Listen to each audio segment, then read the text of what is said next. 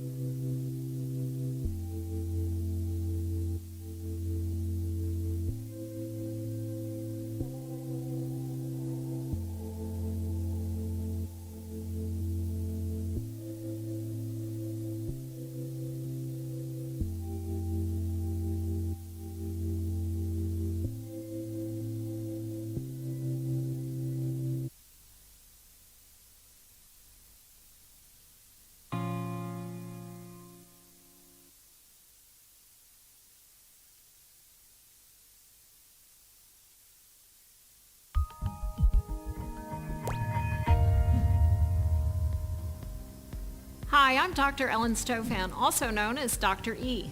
And I'm Dr. Thomas Serbuk, and also known as Dr. Z, and we're here with another episode of Easy Science, focused on the science of the next mission to Mars called Perseverance.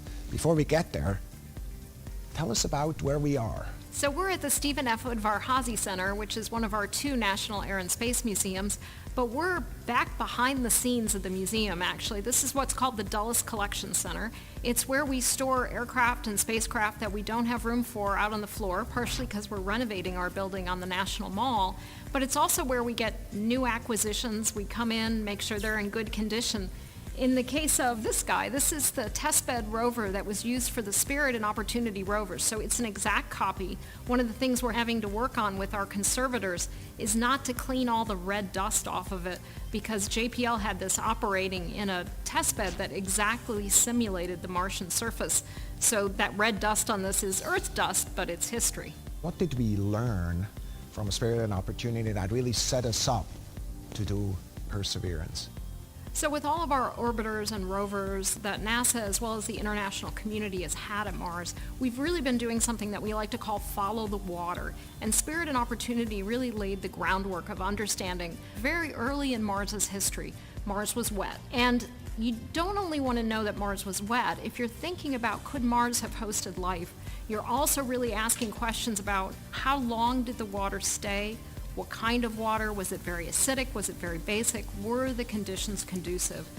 Добрый день, дорогие друзья! Мы начинаем нашу трансляцию сегодня прямую со старта во Флориде марсохода Perseverance к Марсу. Примерно через час начнется вся эта трансляция со стартом, но я думаю, что мы уже гораздо раньше все увидим. Подготовительные работы, ракета-носитель у нас Atlas 5, она находится на старте уже, она уже заправлена. Вот мы видим, можем это видеть в нижней части экрана. Сейчас идет прямой эфир со стартовой площадки. И отсчет 49 минут.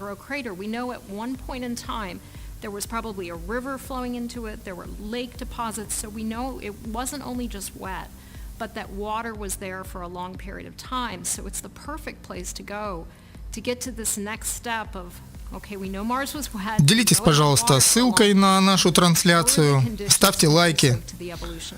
Мы работаем для вас. Спасибо вам большое, что вы нас смотрите.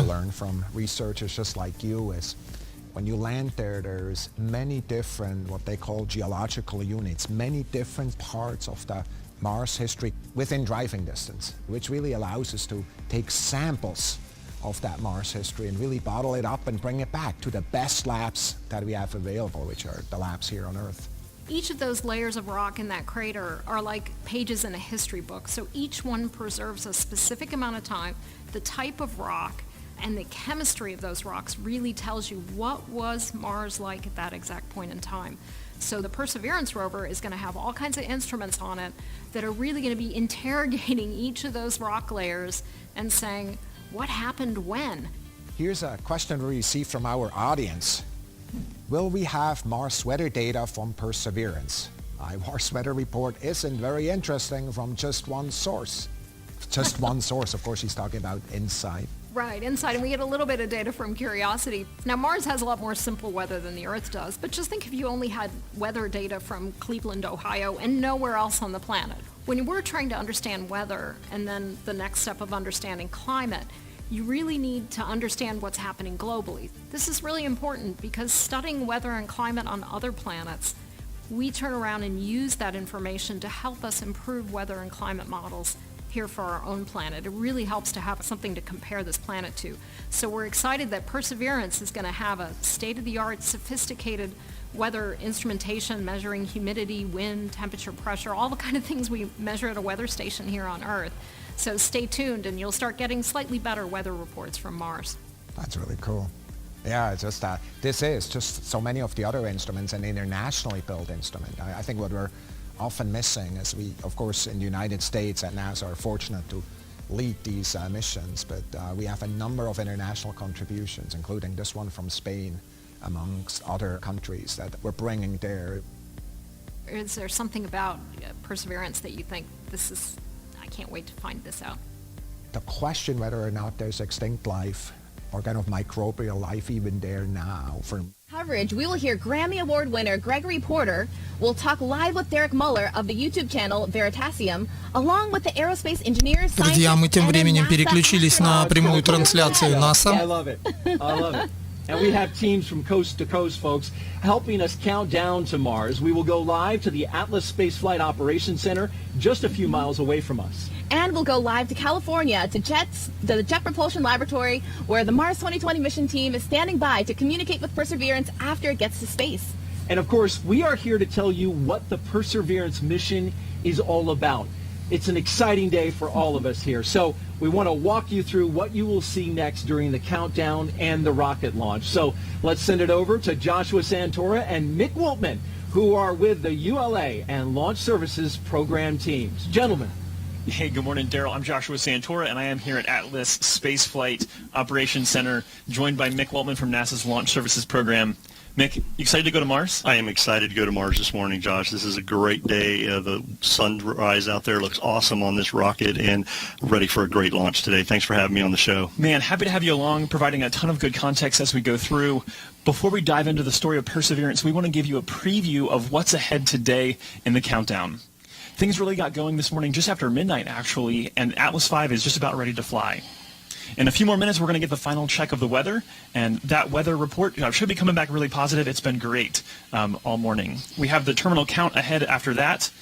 We will be proceeding through the last few minutes of the countdown, and then the drama will be at its peak at launch when the clock strikes 0, the engines ignite, and the spacecraft and rocket take flight.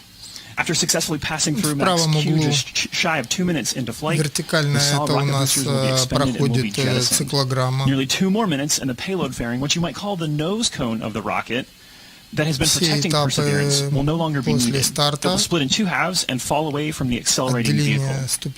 1 minute later, the Atlas booster will have finished its task of lifting Perseverance above Earth's atmosphere and being on the way to orbit. It too will separate, exposing the Centaur RL-10 upper stage engine that will almost immediately begin its first burn that lasts approximately 7 minutes. After coasting for more than 30 minutes, the second burn, lasting around 8 minutes, will take Perseverance out of Earth orbit and into solar orbit on its way to Mars.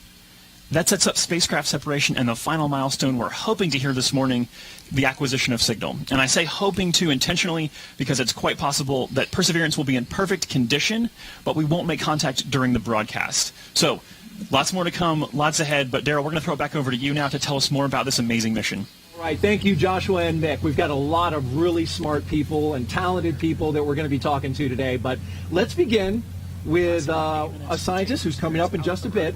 We'll want to talk a little bit about Mujega Cooper, who's here. She is a planetary protection lead for this mission. Thank you so much. You've been working on this for a while, Moo. Yes, this has been 7 years in the making, and I'm so excited to share this moment with you and with those that are viewing today. I'm just ecstatic. It's fantastic, and we're in a launch period. People probably want to know, why are we launching today? Why are we launching right now? Talented people that we're going to be talking to today, but let's begin with a scientist who's coming up in just a bit.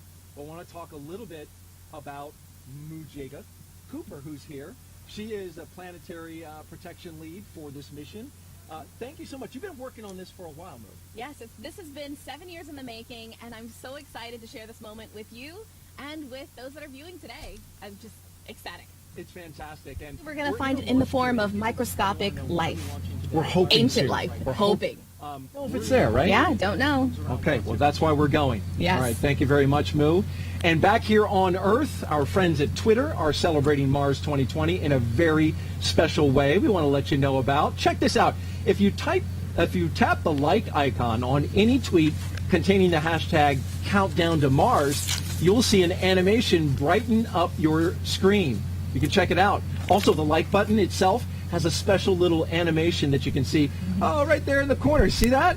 Did you see that movie? A little sun and the rocket you should went around? hit it there. That's right. You just hit it and it goes. Oh, there you go. It will also work in any language from our partner countries, including Spanish, French, Norwegian, and Italian.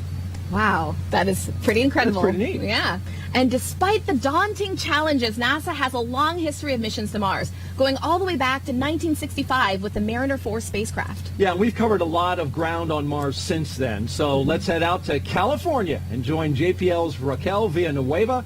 Raquel, what can you share about our history of exploring Mars?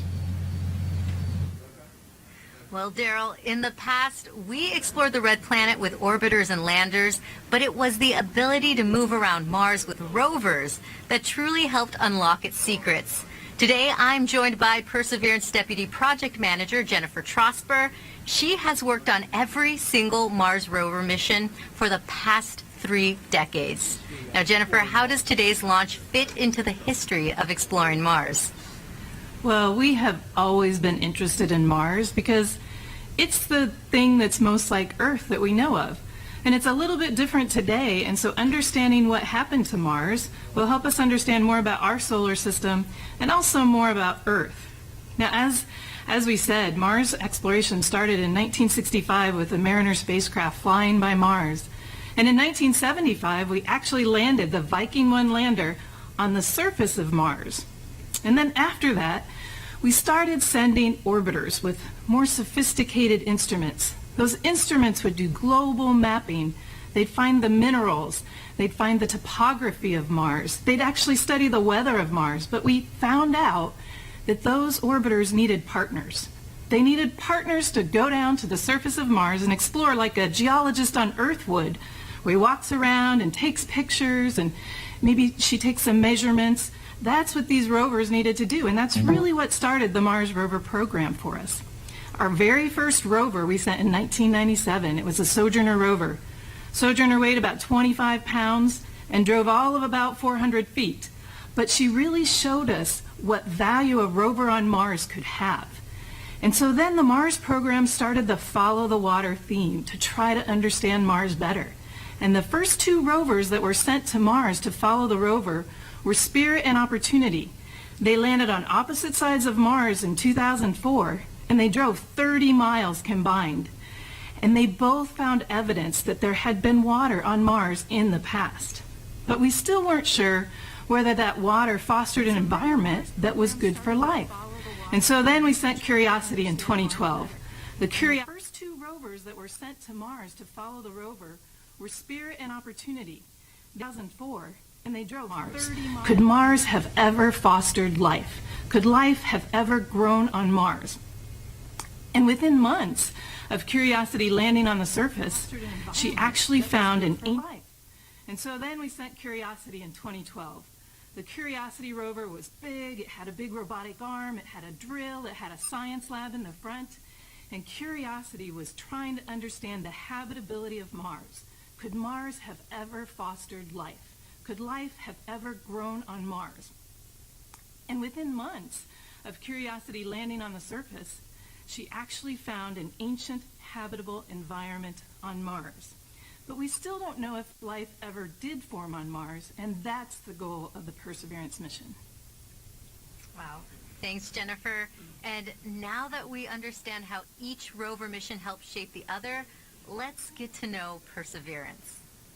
You know, Mars is the closest place. An inflow channel and it had an outflow channel. That means it was filled. The crater was filled with water. In Jezero, we have probably one of the most beautifully preserved delta deposits on Mars in that crater. The major goal of the Perseverance mission is to investigate astrobiology on Mars, and in particular, to address the question of whether life ever existed on Mars. The Perseverance rover starts with a design that's very similar to Curiosity, but we've added to it a whole new set of science instruments. And these science instruments were purposefully selected to help us in the search for biosignatures. We're going to be taking microphones with us. For the first time, we're going to have that human sense on another planet. Perseverance carries with her a grand experiment in spacefaring technology, a helicopter, the name of which is now Ingenuity. One of the major upgrades that Perseverance has from Curiosity is that it's able to self-drive for a distance of up to 200 meters per day. As the rover is driving, it's literally building the map of the road it's driving on Mars. Scientists for years have told us that to really unlock the secrets of Mars, we have to bring samples from Mars back to Earth. So what Mars 2020 is going to do is to drill samples, put them in small tubes. We're going to seal it in its own individual tube. We set them on the surface to provide a target for the second two missions, which hopefully will get in development in the next several years and could potentially get the samples back to Earth by 2031. Perseverance is a very, very profound first step in both our understanding of our place in the universe and a stepping stone towards human exploration on Mars.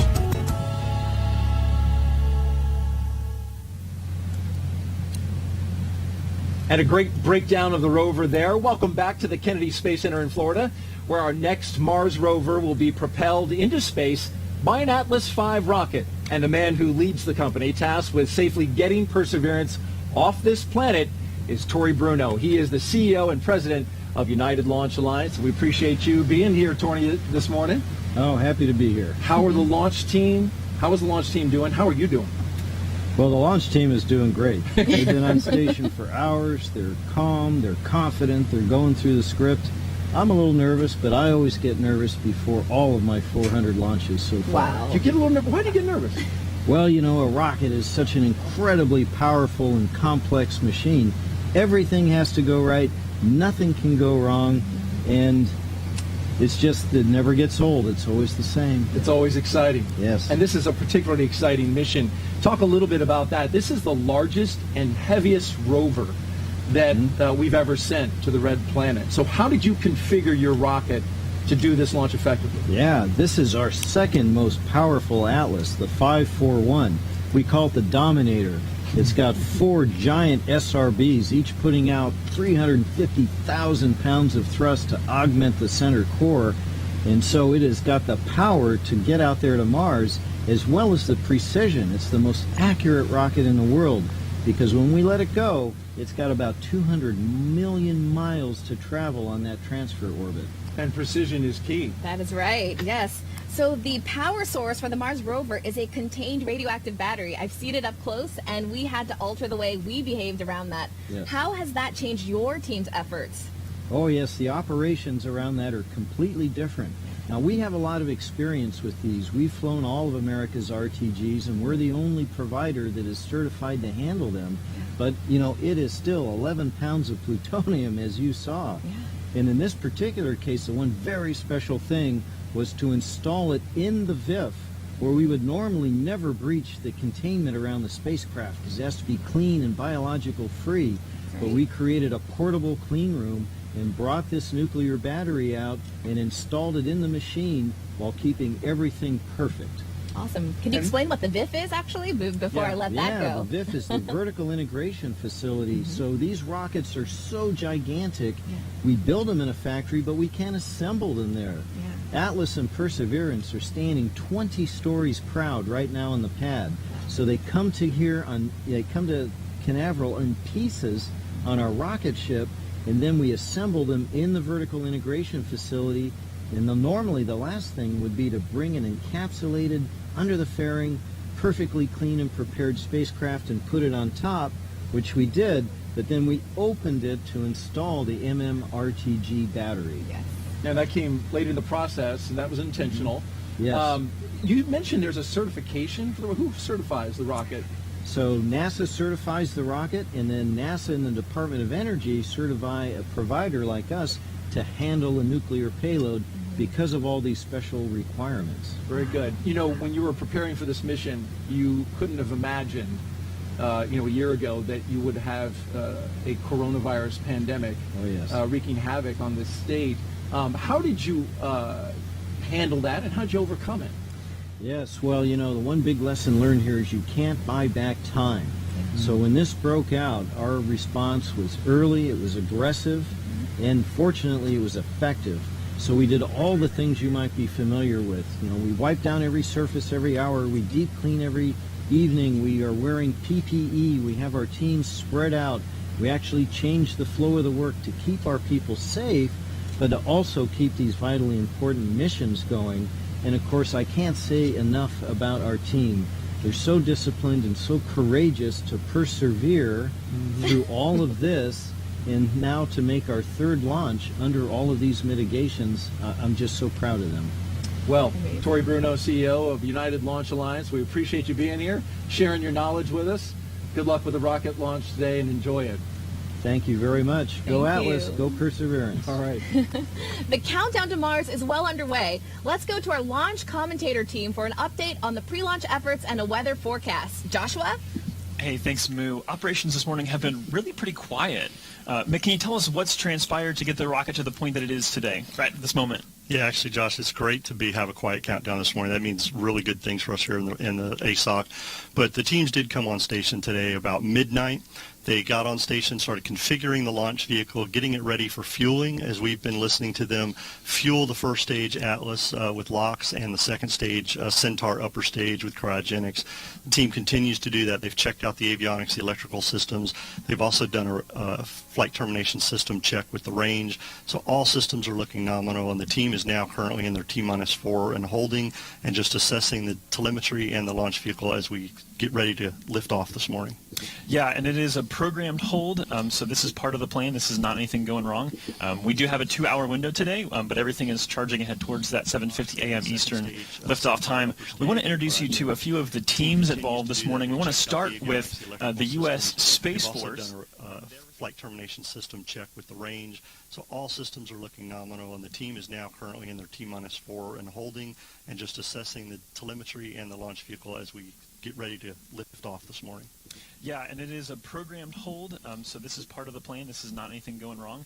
We do have a 2-hour window today, but everything is charging ahead towards that 7:50 a.m. Eastern liftoff time. We want to introduce you to a few of the teams involved this morning. We want to start with the U.S. Space Force.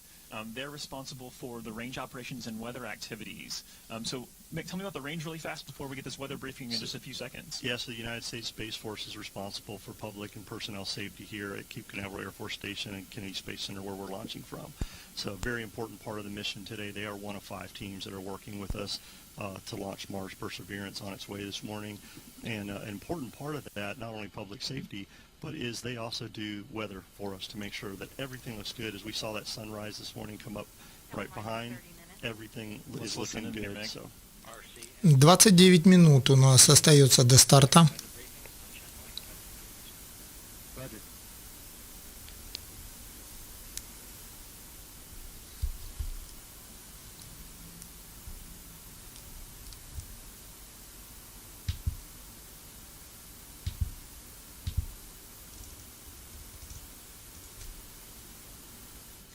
Sorry, we thought we were going to get that for you live, and apparently the audio is on another channel. Forgive us. We should be looking at a visible satellite image. We have now mostly clear skies, a few clouds off to the east over the water. We were monitoring one cell on the radar 10 miles to our southeast, which has dissipated, so things are looking great for launch. We are go on all LCCs and expected to remain go through the count. Our temperature is currently 80 degrees. Could climb to 82 by the end of the window. Winds are currently from 220, 8 knots sustained with peaks to 10 knots. 10% POV for the cumulus cloud rule. Proton flux is at normal background levels and expected to remain so through the count. This concludes the weather brief unless there are any questions. All right, so I think we're in good shape. We heard a great report there. Again, hearing the go on all LCCs, the launch. Absolutely. LCC. Launch commit criteria. I can never remember the second C. Appreciate that. So, tell us about the T-clock. Виктория, ну, для тележки, конечно, машина довольно навороченная. Yeah, so the teams actually are working to 2 different clocks. The L clock, or what we call the launch time, or L minus time, is the real-time clock, which continues to count down towards liftoff. Team uses for operational sequences of events. nuclear battery, which that might be a little bit alarming for people to hear that. It's not a nuclear reactor, it's a nuclear battery, and it's actually something that has been developed by the Department of Energy for this kind of a purpose. It's a multi-mission radioisotope thermoelectric generator, which is a mouthful, but it's an MMRTG. It's roughly the size of a 5-gallon bucket, and it is designed to actually, one of the things we want to, how does this actually produce power for the robot? So it's using nuclear material inside, right, to generate the electricity that's there. Starting off the mission today, it'll be about 110 watts of power that provides the spacecraft as we lift off. And it'll provide power for Mars Perseverance throughout its whole mission life. So that's the unique thing about this battery source that's pretty neat, is that it will continue for the whole time. Yeah, the Atlas V has a perfect launch record, so it's in good shape. So we're not expecting any problems, but if there were a contingency today, we'd want you to stay with us to talk through some of the details, and we'd be providing advisories. We have teams that have been focused on this specifically, and they're working towards making sure that everybody is safe, and our robotic explorers are safe as well. So that's going to do it for now. A great weather briefing. We'll send it back over to you, to Daryl and Moo. Thanks, Joshua. With the countdown to Mars well underway, we want to take a moment to honor our country with the singing of America the Beautiful. We are proud to present to you now two-time Grammy Award-winning singer Gregory But if there were a contingency today, we'd want you to stay with us to talk through some of the details, and we'd be providing advisories. We have teams that have been focused on this specifically, and they're working towards making sure that everybody is safe, and our robotic explorers are safe as well. So that's going to do it for now. A great weather briefing. We'll send it back over to you, to Daryl and Moo. Thanks, Joshua. With the countdown to Mars well underway, we want to take a moment to honor our country with the singing of America the Beautiful. We are proud to present. —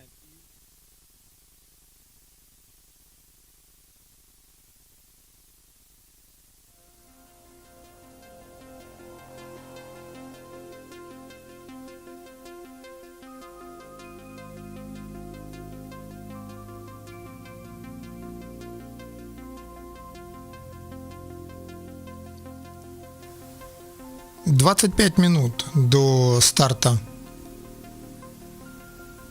Друзья, я напоминаю, что трансляцию для вас ведет творческое объединение Хабакама. Пожалуйста, подписывайтесь на наш канал, ставьте лайки, делитесь ссылками на эту трансляцию, помогайте продвигать. Спасибо вам большое. Мы работаем для вас, мы также занимаемся дублированием фильмов с английского языка на русский, фильмов о космонавтике, поэтому также в этой теме довольно интересные фильмы. Мы пока начинаем, конечно, с небольших таких фильмов длительностью, там по 5-7 минут, скажем так. Сейчас на очереди немножко подлиннее фильмы, его уже дублировали, скоро опубликуем. Довольно интересные фильмы, которых нет на русском языке. То есть мы проверяем, есть ли фильм на русском языке на ютубе. Если его нету, то мы его дублируем. И у нас на канале вы можете посмотреть уже несколько примеров.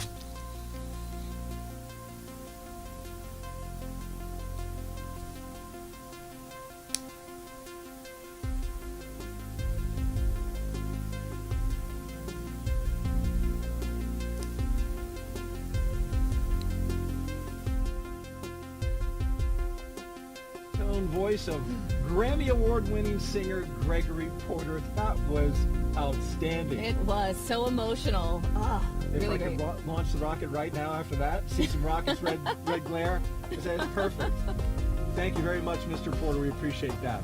So, Perseverance will seek to unlock many mysteries about Mars, but remote scientific instruments can only go so far. Joining us now to talk about returning Mars samples back to Earth is Dr. Lori Glaze, Director of NASA's Planetary Science Division. Grammy Award-winning singer Gregory Porter. That was outstanding. It was so emotional. If I could launch the rocket right now after that, see some rockets, red glare, that's perfect. Thank you very much, Mr. Porter. We appreciate that. So, Perseverance will seek to unlock many mysteries about Mars, but remote scientific instruments can only go so far. Joining us now to talk about returning Mars samples back to Earth is Dr. Lori Glaze, Director of NASA's Planetary Science Division. Thank you so much for joining us today. It's my pleasure. Happy to be here. Yeah. First, can you talk to us about the value of studying Mars samples here on Earth? You bet. So one of the most exciting parts of this mission, of course, is that we're going to drill samples that we're going to go back to Mars and pick up and bring back to Earth. And part of the reason for that is, or the main reason is, that we can only go so far with the instruments that we have on the rover. They're wonderful, it's a great suite, but nothing compared to the state-of-the-art instruments in the laboratories around the world. So we really want to get those precious samples back here so that we can do that really in-depth analysis of the samples here. In addition to that, be able to make that real determination until they're back here on Earth. We expect with the instruments we have on board to be able to detect biosignatures and the types of things that say, yes, this is a sample that may contain evidence of past life in the sample, but I think it'll be very difficult to confirm that until we actually get the samples back here on Earth. Speaking of getting them back here to Earth, the key part of this, how will you do that? That's a great question. We're already starting work on that next mission called Mars Sample Return. We think it's going to launch. We're planning for a launch in 2026.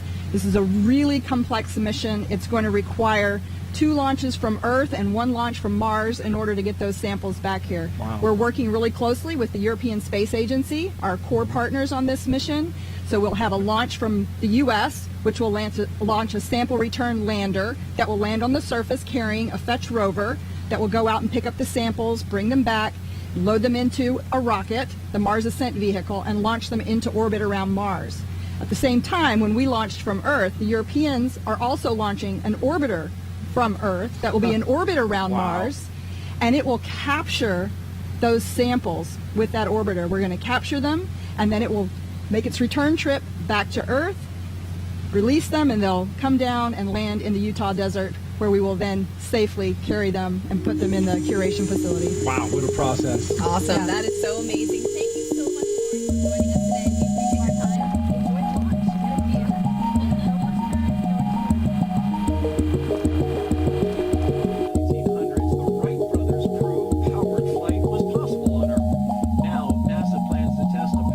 With a goal of seeking the signs of ancient life, we wanted to go to a place where there was very clear evidence of a habitable environment. And that's exactly what Jezero has. Jezero is a crater that's about 45 kilometers in diameter, and it's once had a lake in it that was hundreds of meters deep. And at the place where the canyon carrying the river and the water into the lake, where that actually contacts the lake, there's a delta. This is a place where fine-grained sediment has fallen out to the bottom of the lake, and it is a wonderful place for things to live and a wonderful place for evidence of life to be preserved.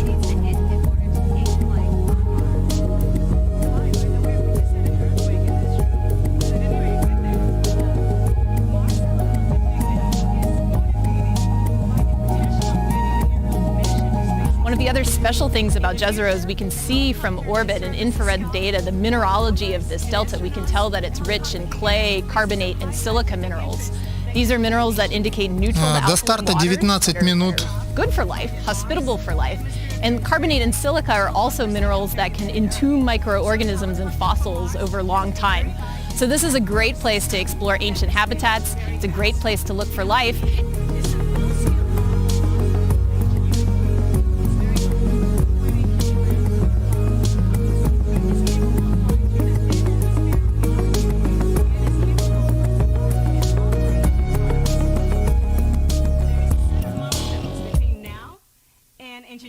First flight. The very first one is when we turn on the helicopter and the base station to check their health. First time operating in true space environment. The next major milestone will be when Perseverance rover deploys Ingenuity helicopter to the surface. The deployment will also mark the first moment the helicopter starts to work on its own in a standalone manner. It will never return to the rover. And the first major milestone then will be the helicopter surviving the first cold Martian night, about minus 90 degrees Celsius. And we've designed the helicopter to keep itself warm. So we've planned for up to 5 flights in the 30 Martian days that have been set aside for our flight experiments. The flight data we get from the helicopter will inform our team the health of the helicopter and performance of each flight. The data could also include a few color photos. First ever photos of Martian terrain taken from aerial vantage. That would be true icing on our cake.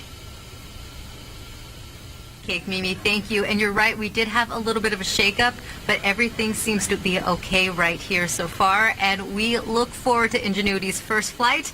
And with that, let's head back to KSC as we continue the countdown to Mars. All right, thank you, Raquel. When the name Perseverance was chosen for the rover, our country was in the early stages of the COVID-19 pandemic. Now, the name is also a fitting description of what NASA teams needed to get this rover to the pad on time. Joining us now is NASA Administrator Jim Bridenstine. Thank you very much for being here, Jim. Perseverance is meaning a lot, and that includes recently a 3.9 earthquake. Джим Брайденстайн, руководитель, администратор НАСА. Things were rattling there.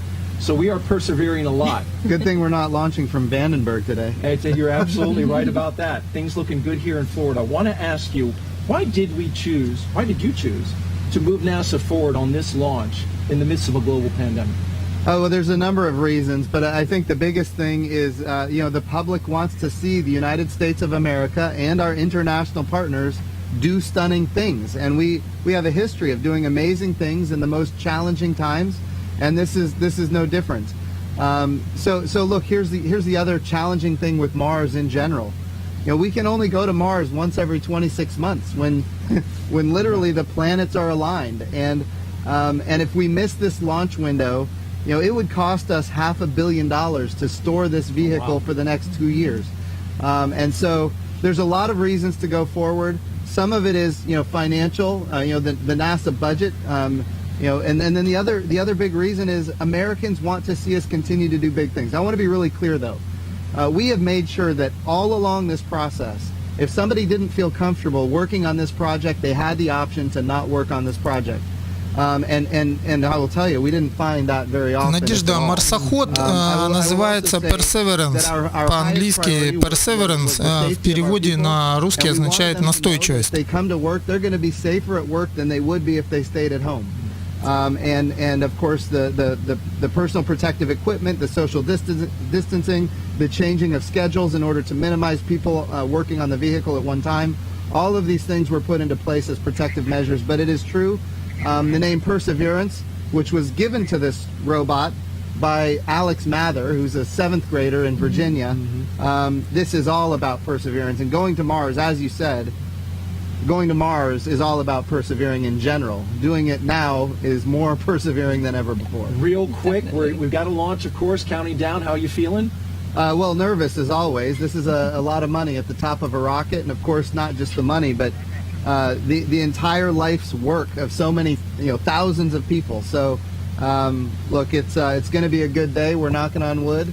Right. But it's going to be a good day for NASA. Thank you very much for being here, Jim. Appreciate Always. your leadership. Thank you. You bet. All right. Thank you so much. We are now at L-minus 14 minutes and counting. Let's check back in with Joshua and Mick, get an update on preparations to launch the rocket. Joshua, there's an important poll by the Launch Services Program happening soon, right? Yes, absolutely. So the countdown is continuing. Obviously, a status report, we heard them talking about the earthquake, and everything is still good. We're hearing that on the back end that things are proceeding well. No major issues or hiccups because of that. Everything going well. The savvy viewers out there will notice the clocks in motion, 2 clocks actually. The countdown clock there behind Daryl and Moo is at 4 minus and holding. At T minus 4 minutes and holding. But the clock on your screen now is the L clock, and that is continuing to count down towards that 7:50 a.m. liftoff time. Yeah, that's exactly right, Josh. As we talked earlier, the L time is the real-time clock that continues to count down to 0. At T minus 4 and counting, the 2 clocks, the T clock and the L clock, will sync up as the team continues to work their operational sequence events and the procedure. So the team is very focused this morning. As you already mentioned, the earthquake that was brought up, the team has assessed that and looked at it, and they're doing a great job in getting us to 0 this morning. So we mentioned the U.S. Space Force. В составе этого марсохода, в отличие от Curiosity, который был ранее запущен, есть маленький вертолетик, так сказать, дрон. Называется он Ingenuity. То есть в переводе это у нас, по-моему, изобретательность. Маленький такой вертолетик, который будет на дистанции 600 метров отлетать от марсохода и сообщать ему обстановку рельефа,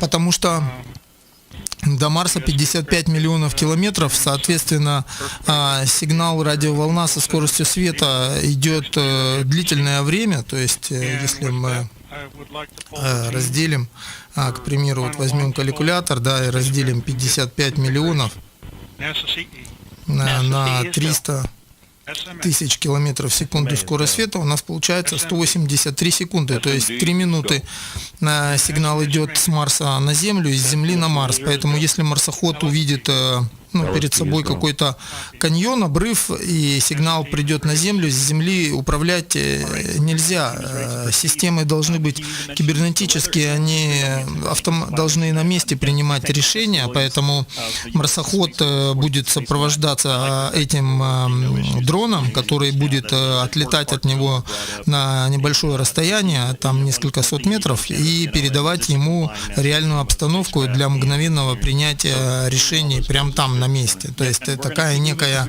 интеллектуальная система.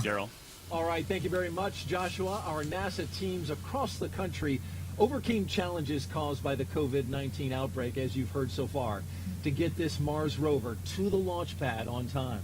We are about to hear from workers at centers in California and Florida who took every imaginable precaution while managing to get this vital work done.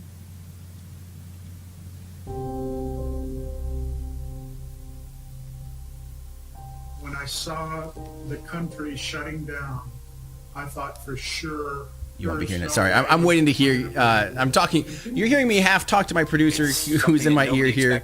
And everyone say hi to Andrew, and also say hi to our awesome mods that help keep our community on topic and just having fun and enjoying each other's presence, because that's what this stuff is all about, guys. It's about coming together and celebrating spaceflight and celebrating joint exploration and celebrating human achievement, celebrating awesome engineering and awesome science. That's what we're here for. If you're on my channel, you're commenting, just keep that in mind. We're a close-knit community. We're all here on Team Space. So we're not here to belittle anyone or be negative.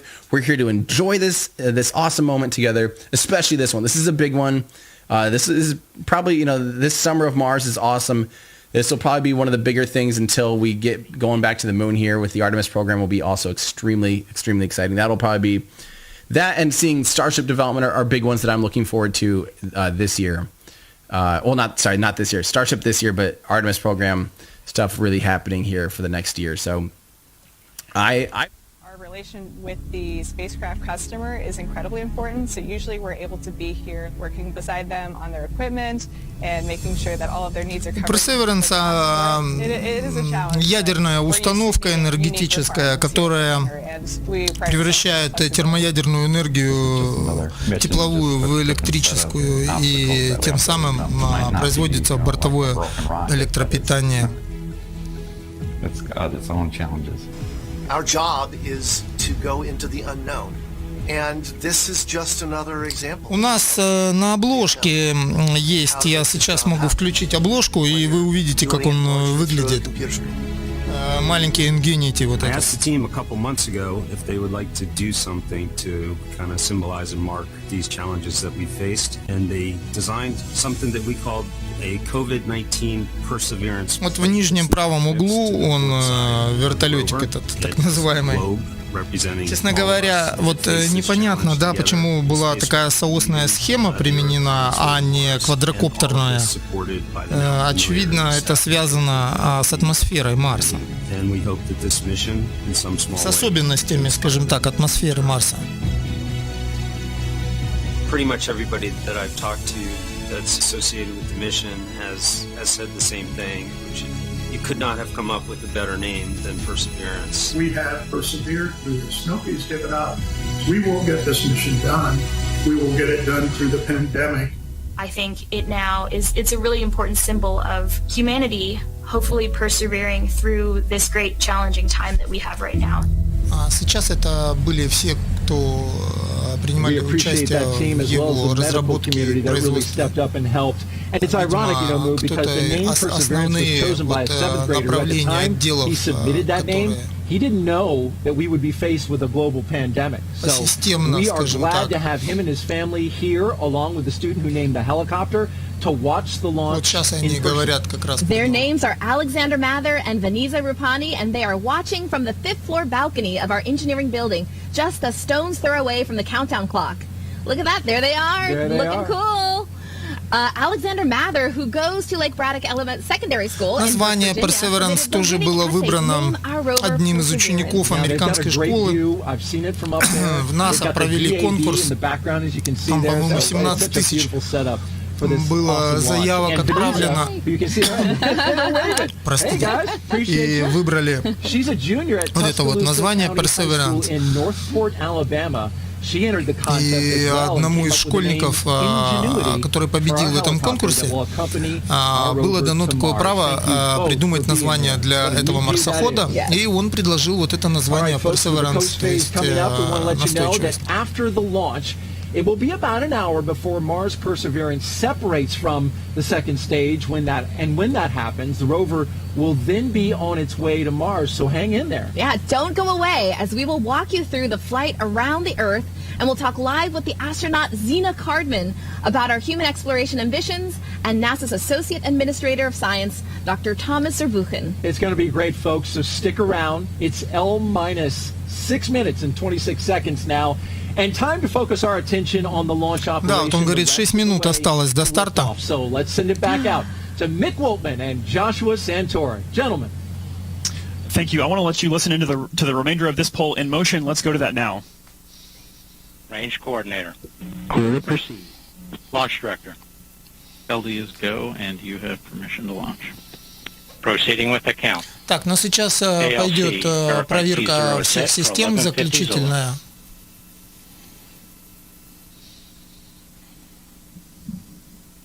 So 11:50 Zulu. That is 7:50 a.m. Eastern time, so that time is correct. As I'm watching Josh do the calculations on his finger there. Get my abacus out. No. So there's a lot to come ahead. One of the things coming up in just a few seconds. 5 minutes, 30 У seconds. него вот, кстати, основная задача, в отличие от Curiosity, это не породы, как бы в основном брать пробы грунта, а вот именно найти следы жизни, углерод,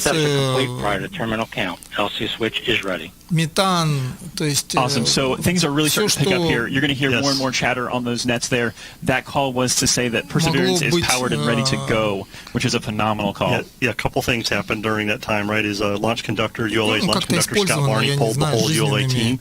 They were all go. We got to hear the third of our 5 teams. We got to hear the end of that where the range was clear to proceed, and ULA's launch director Bill Collins gave задача его найти следы жизни, скажем так, на Марсе. Есть ли жизнь на Марсе, нет ли жизни на Марсе? Вот Perseverance нам должен как раз об этом рассказать. Все образцы, вот что он соберет, там как миссия устроена. Потом забирать будет следующий корабль, который будет от Европейского космического агентства лететь следом за этой миссией. То есть заберет назад эти все, этот контейнер с образцами, следующая миссия, следующий корабль, отправленный с Земли. Мы будем тоже вести трансляцию обязательно старта этого корабля. Awesome. So this is now the terminal countdown. This 4 минуты, чуть меньше. Become more and more automated over the next few minutes, and the energy is building, but the focus is increasing exponentially. Yeah, as Tori said during his interview, the teams are very disciplined, very focused. Ну, обратите внимание, что мы видим? Это же Канаверал, это же Флорида, это Кеннеди Space Center, то есть мы видим хорошую погоду. Это очень хорошо и важно. Почему? Потому что на побережье же там, это же Атлантика, погода меняется в день по несколько раз, и у них раннее утро и хорошая погода, и я думаю, что старт обязательно состоится. Вот уже остались считанные минуты, 3 минуты, и по погодным условиям никто ничего не отменял. Это очень важно, что не переносится старт на день, на 2, на 3, на неделю, потому что стартовое окно очень короткое у них, буквально до там начала августа и все, а потом только в 22-м, там, по-моему, где-то году будет еще то положение планет Земли и Марса, когда будет минимальное сближение планет, чтобы как можно меньше потратить топлива ракете-носителю и вообще кораблю потом самому, который доставит его туда на Марс. Поэтому следующее положение планет такое будет, конечно, не скоро. И вот сейчас это окно, конечно, надо использовать. Погода хорошая, я думаю, что ничего не мешает старту. So we're going to let you listen in now and enjoy the last couple minutes of the process of launching a rocket.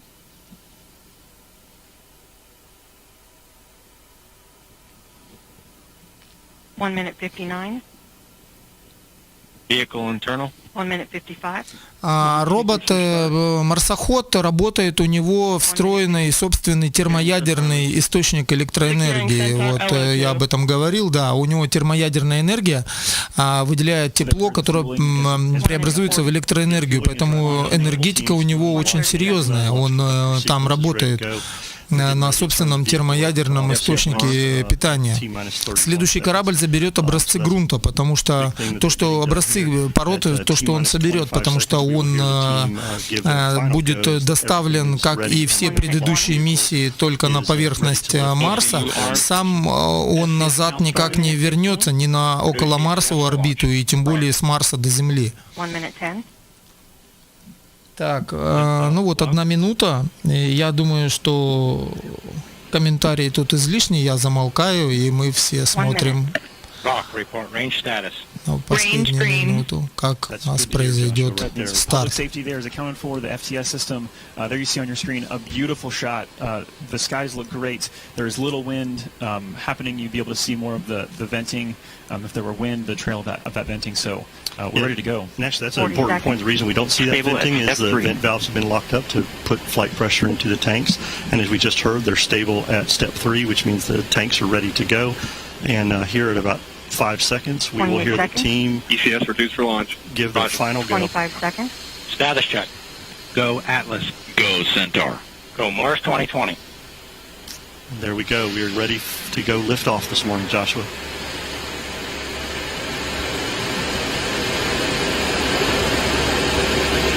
Eight, 7, 6, 5, 4. Engine ignition. 2, 1, 0. And liftoff. As the countdown to Mars continues, the perseverance of humanity launching the next generation of robotic explorers to the Red Planet.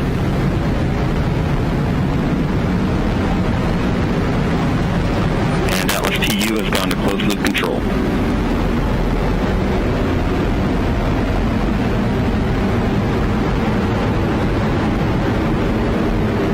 On 30 seconds into flight, the RD-180 is throttling down as expected. Engine response looks good. And Mach 1 Atlas 5 is now supersonic. Полетели.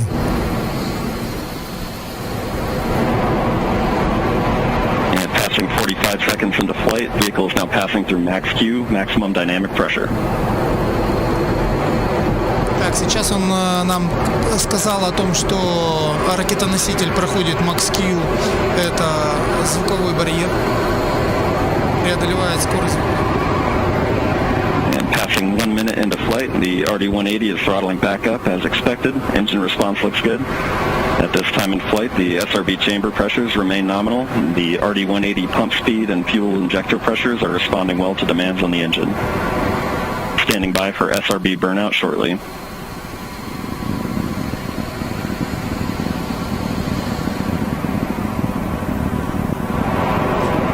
Burnout on all 4 SRBs. Burnout pressure signatures look good. Standing by for SRB jettison shortly.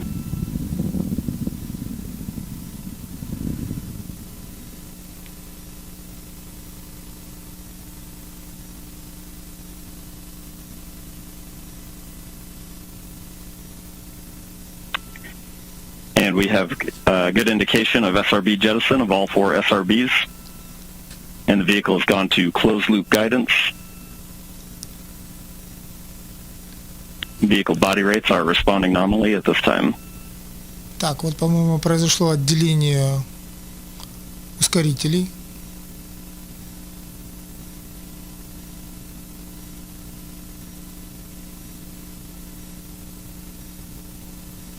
And coming up on 2.5 minutes into flight, the RD-180 is throttled down slightly as expected. Engine response continues to look good. At this time, the vehicle is 50 miles in altitude, 85 miles downrange, traveling at 6,000 miles per hour.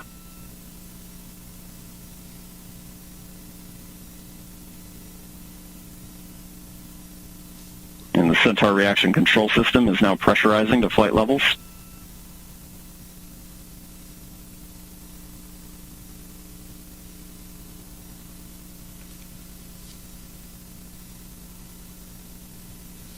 Да, друзья, у нас индикация скорости и высоты идет в милях в час.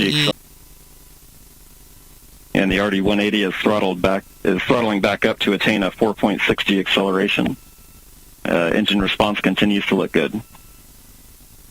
С ума сойти, так быстро набирает высоту, это серьезная вот эта Atlas 5. And Centaur has begun the boost phase chill down sequence to thermally condition the RL-10 for operation.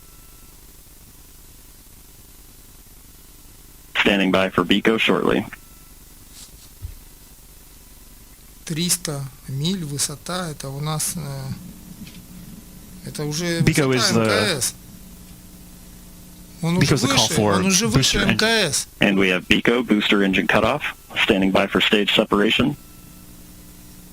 Он уже на высоте 500 километров.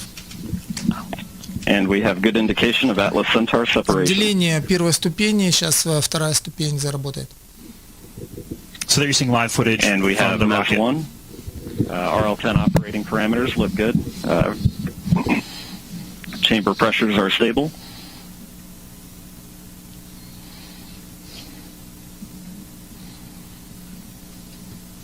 This will be the first of 2 burns for today's mission. This first burn will be approximately 7 minutes in length.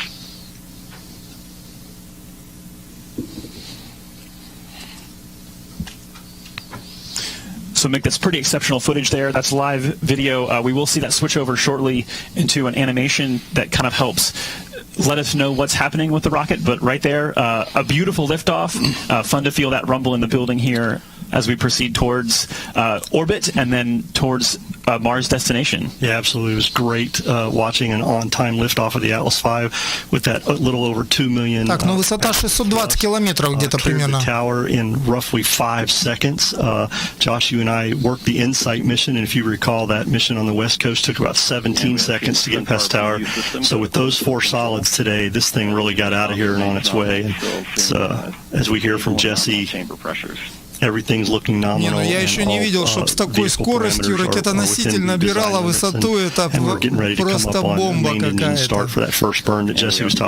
6 минут полета у него за 600, уже почти 700 километров высота.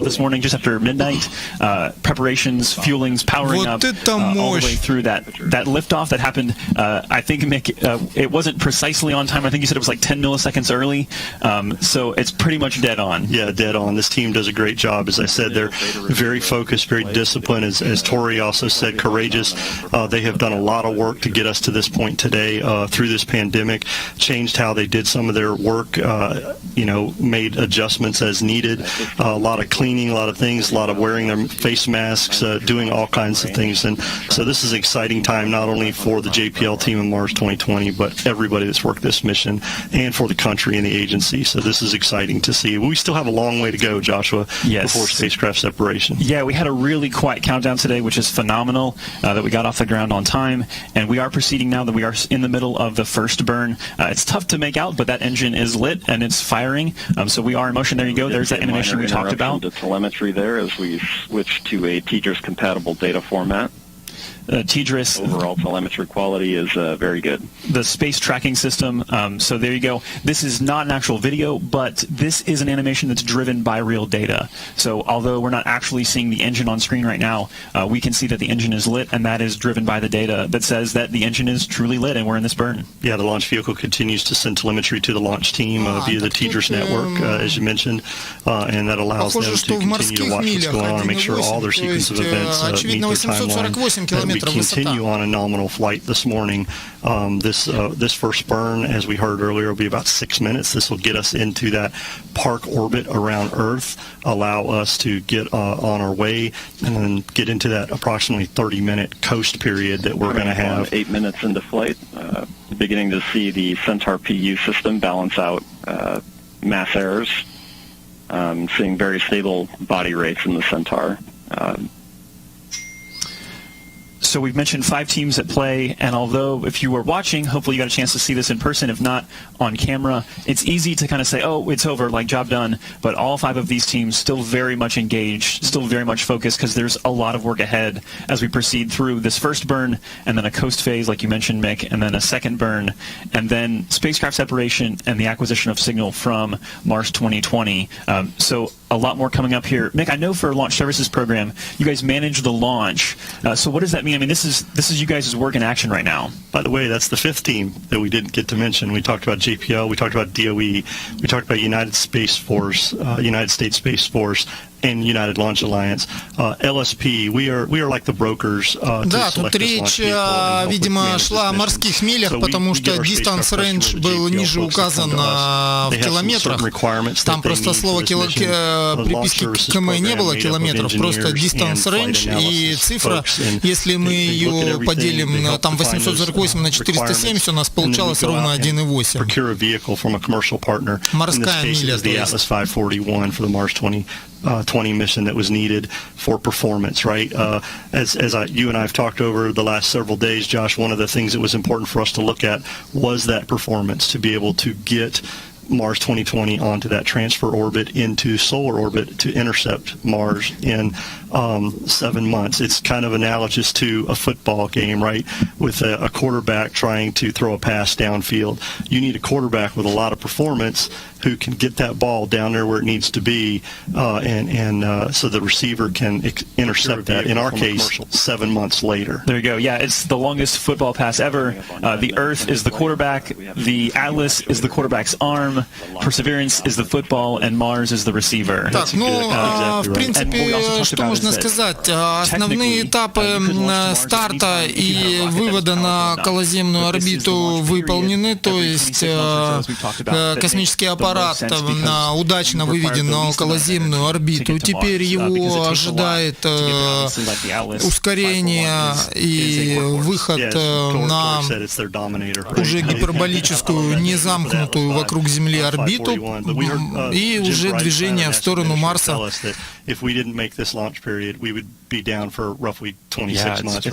есть, ну, с погодой нам повезло, старт состоялся в назначенное время и прошел удачно, без проблем, отработали все ступени ракетоносителя «Атлас-5»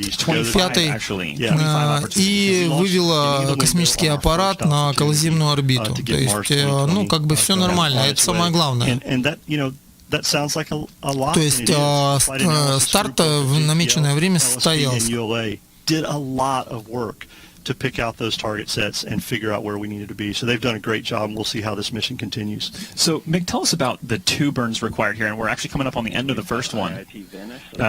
Ultimately, a lot of people probably, and myself included at some point, just like, why wouldn't you just keep firing the engines? Just fire all the way through and get to Mars in one shot. So the first burn gets us into that park orbit we talked about. We've lifted off, we've left Earth, we've got into a park orbit around Earth right now. And while we're in that park orbit, we will perform some maneuvers to kind of roll Mars Perseverance and the Centaur and coast during that time, basically setting itself up looking at the sun and away from the sun to control the thermal environments that are on Mars 2020 during this coast period. That coast period will allow us to coast around into the position that we need so that we can have that second firing to get the velocity needed to head off into Mars. Yes, and we will be back for that second burn in just under 30 minutes now. But for now, there's more to learn about this mission and all the amazing science that's involved. Daryl, back to you.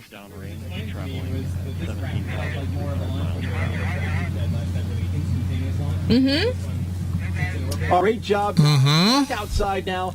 To recap, an Atlas V rocket Hi everybody, thank you very much. Launched on time from the Cape Canaveral Air Force Station. Так, хоть титры включил, хоть может быть что-то более-менее будет понятно. Incredible. After the rocket took flight, it separated from the first stage and was then boosted into orbit by the Centaur's second stage.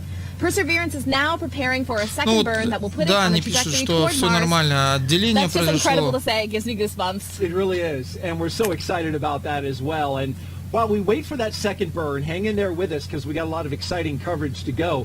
We're going to welcome in one of our launch guests, Dr. Derek Muller. He is the creator and host of the popular science education channel on YouTube called Veritasium.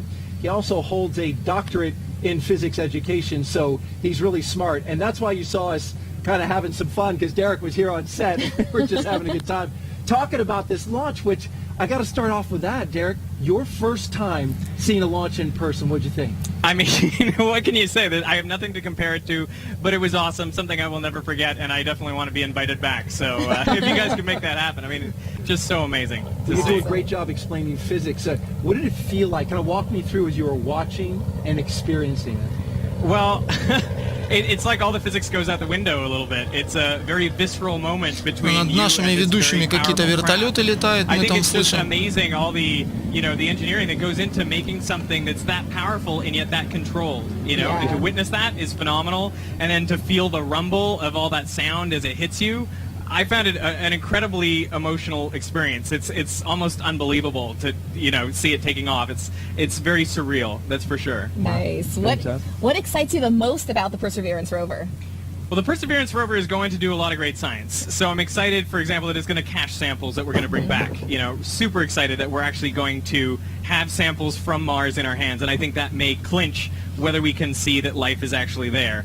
But I'm also super excited about Ingenuity, about the helicopter, which I got to visit out at JPL before it was strapped to the underbelly of the rover, and to think about flying a rotorcraft in another world, essentially, in a place that only has 1/100th the Earth's atmosphere. It seems audacious, and I am impressed and amazed, and I can't wait to see if it works. I'm cautiously optimistic. I think the team is phenomenal. And you did, in fact, a YouTube story on it, a piece on your channel, and did a fantastic job going to JPL. I did, yeah, and I was just so lucky that it was like there, a meter or two away from me on the other side of a door in a clean room, and that was, one of the great moments of my life. Yeah, that thing's going to Mars. Exactly. And it weighs like about as much as my laptop.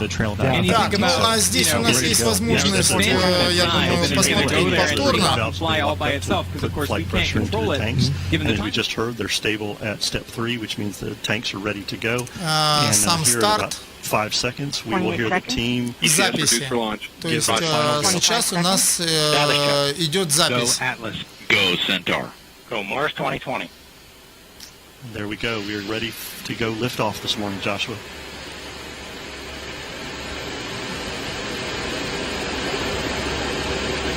Eight, 7, 6, 5, 4. Engine ignition. 2, 1, 0. And liftoff. As the countdown to Mars continues, the perseverance of humanity launching the next generation of robotic explorers to the red planet. Вот это мощь. And Atlas TU has gone to closed-loop control.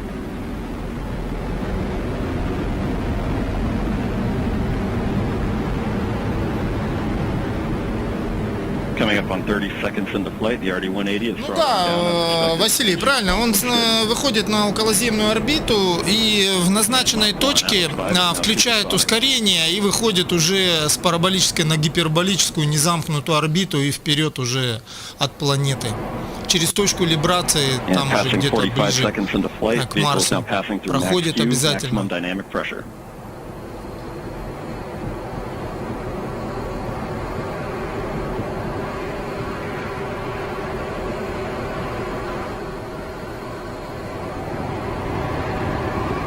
Красиво пошел. And passing 1 minute into flight, the RD-180 is Мощная throttling back up техника as Atlas expected. 5 Engine response набирает looks good. высоту At просто this time in flight, the фантастическими SRB chamber темпами. pressures remain nominal. The RD-180 За pump 5 speed минут and 500 fuel injector километров pressures набрал are с responding таким well to грузом. demands on the engine. Standing by for SRB burnout shortly. В то время как орбита Международной космической станции 400 километров. And we have burnout on all 4 SRBs. Burnout pressure signatures look good. Standing by for SRB jettison shortly.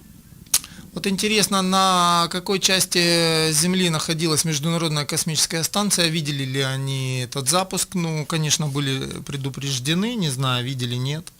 Интересно было бы узнать. Если кто-то информацией такой владеет, поделитесь, пожалуйста. SRB jettison of all 4 SRBs. And the vehicle has gone to closed loop guidance. Vehicle body rates are responding nominally at this time.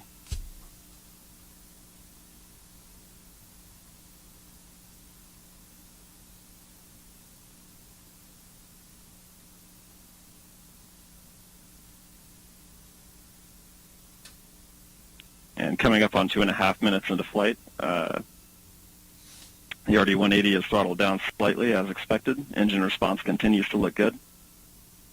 At this time, the vehicle is 50 miles in altitude, 85 miles downrange, traveling at 6,000 miles per hour.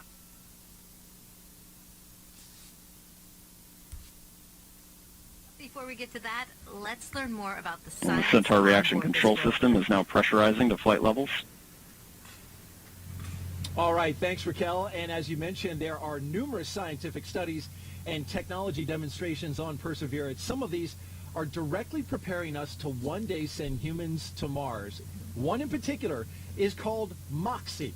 Jeff Sheehy from the Science and Technology Mission Directorate joining us now to explain, and he is here with us. Yeah, well, you know, sometimes here at the difficulty with this technology that's all right. here, Well, that's all right. It's a Britney Spears style mic, you know. So like this. I don't know if you're. That'll work fine. We can hear you. Yeah. Thanks for making the adjustment there. So Jeff, this is an incredible piece of technology here. This MOXIE, right? So tell us, what is it, and And why we have is good it indication of payload fairing jettison and Centaur forward load reactor deck jettison. In situ resource utilization experiment. That's kind of a mouthful, so we grab a few letters out of there and just call it MOXIE. And I think And the RD-180 is throttling back up to attain a 4.6G acceleration. Engine response continues to look good. Resource utilization is utilizing the resources that we find at a destination to produce useful commodities. And so And Centaur has begun the boost phase chill down sequence to thermally condition the RL-10 for operation. And produce pure oxygen. Oxygen is a commodity. Standing by for we use BECO in our shortly. exploration endeavors. And so MOXIE is the first in situ resource utilization experiment on another planet. BECO is That's why it's so important. If we can produce BECO is the call for booster engine. And we have BECO, booster engine cutoff, standing by for stage separation. Ну, Виктория, да, конечно, при запуске, естественно, меры принимаются, и небо закрывают, и обеспечивает это в Калифорнии как раз-таки, я вот боюсь ошибиться точно, но, по-моему, какое-то шестое воздушное авиакрыло Соединенных Штатов, ВВС США, там какая-то целая авиабаза за это отвечает, за авиационную безопасность. This first burn will be approximately 7 minutes in length. You can build it big and heavy because you're not trying to make it look pretty, you're just trying to make it work, and you've got all the power you need. So Mick, that's pretty exceptional footage there. That's live video. We will see that switch over shortly into an animation that kind of helps let us know what's happening with the rocket. But right there, a beautiful liftoff. Fun to feel that rumble in the building here as we proceed towards orbit and then towards Mars destination. Yeah, absolutely. It was great watching an on-time liftoff of the Atlas V with that little over 2 million pounds of thrust. Cleared the tower in roughly 5 seconds. Josh, you and I worked the InSight mission, and if you recall, that mission on the West Coast took about 17 seconds to get past the tower. So with those 4 solids today, this thing really got out of here and on its way. It's as we hear from Jesse, everything's looking nominal, and all vehicle parameters are within the design limits, and we're getting ready to come up on a main engine start for that first burn that Jesse was talking about. Yeah, so recapping this countdown to Mars, the stations began to be filled up this morning just after midnight. Preparations, fuelings, powering up, all the way through that liftoff that happened. I think, Mick, it wasn't precisely on time. I think you said it was like 10 milliseconds early. So it's pretty much dead on. Yeah, dead on. This team does a great job. As I said, Дорогие друзья, я напоминаю вам, что трансляцию для вас ведет творческое объединение Хабакама. Мы занимаемся также, пытаемся научиться дублировать с английского языка на русский фильмы о космонавтике. Мы ведем онлайн-трансляции с камер городских хабаровских. Мы построили проект 12 онлайн-камер на центральных площадях города. Он уже работает 3 года, с 2017 года. Я его построил примерно с апреля по август месяц. Вот за несколько месяцев были поставлены 12 камер на 3 центральных площадях города: площадь Ленина, Комсомольская площадь и площадь Славы. Ну, а также на одном из центральных перекрестков Энергомаш, там тоже у нас 2 камеры находятся. Итого 12 камер, вот проект работает, мы его содержим уже 3 года. Подписывайтесь на наш канал, становитесь нашими спонсорами. Очевидно, что с октября месяца мы вполне возможно, что закроем эти камеры, они будут транслироваться только для спонсоров от минимального уровня техники, это 25 рублей в месяц, это по сути один проезд на общественном транспорте, это самая маленькая стоимость, которую только можно вообще использовать на YouTube. Подписывайтесь, распространяйте информацию о наших трансляциях. Мы на вас надеемся. Спасибо, что вы нас смотрите. Мы работаем для вас. Ставьте лайки.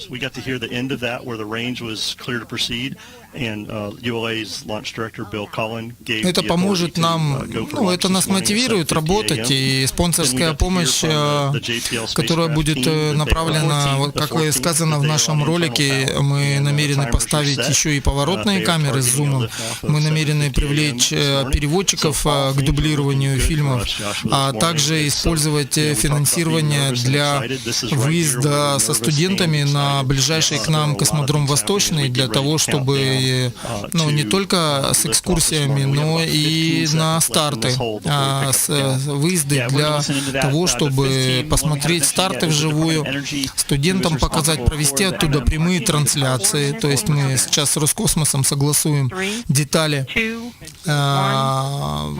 Должны были бы состояться несколько запусков апрель, май, июнь, июль, но они были отменены. Компания OneWeb немножко там у них предбанкротное состояние, несколько стартов было отменено.